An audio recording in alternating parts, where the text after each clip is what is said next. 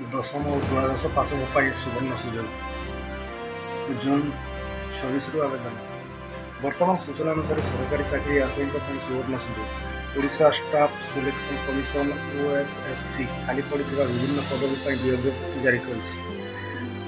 Combined higher secondary ଦଶମ ଦ୍ୱାଦଶ କିମ୍ବା ଏହାଠୁ ଅଧିକ ଶିକ୍ଷାଗତ ଯୋଗ୍ୟତା ଥିବା ଆଶାୟୀ ପ୍ରାର୍ଥୀ ଗ୍ରୁପ୍ B ଓ group C specialist post service ପଦବୀ ପାଇଁ ଆବେଦନ କରିପାରିବେ।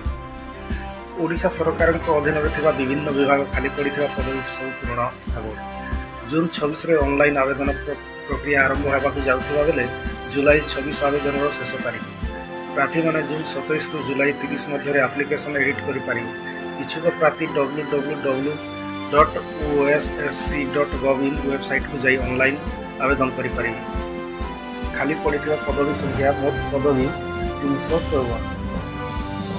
ୱିଭିଂ supervisor 3, soil conservation extension works 245, technology assistant 19, OMIN 87। ଶିକ୍ଷାଗତ ଯୋଗ୍ୟତା ଆଶାୟୀ ପ୍ରାର୍ଥୀ ମଧ୍ୟମ ବିଦ୍ୟାଳୟ ପରୀକ୍ଷା ସହ ଓଡ଼ିଆ ବିଷୟରେ ପାସ୍ କରିଥିବା ଜରୁରୀ କିମ୍ବା HSC ପରୀକ୍ଷା କିମ୍ବା ଏହାଠୁ ଅଧିକ ପରୀକ୍ଷା ସହ ଓଡ଼ିଆ ଭାଷାରେ ପାସ୍ କରିଥିବା ଜରୁରୀ।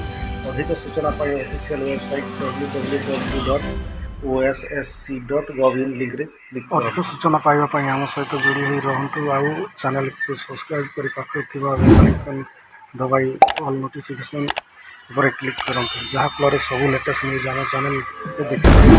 Bureau report, Odia news.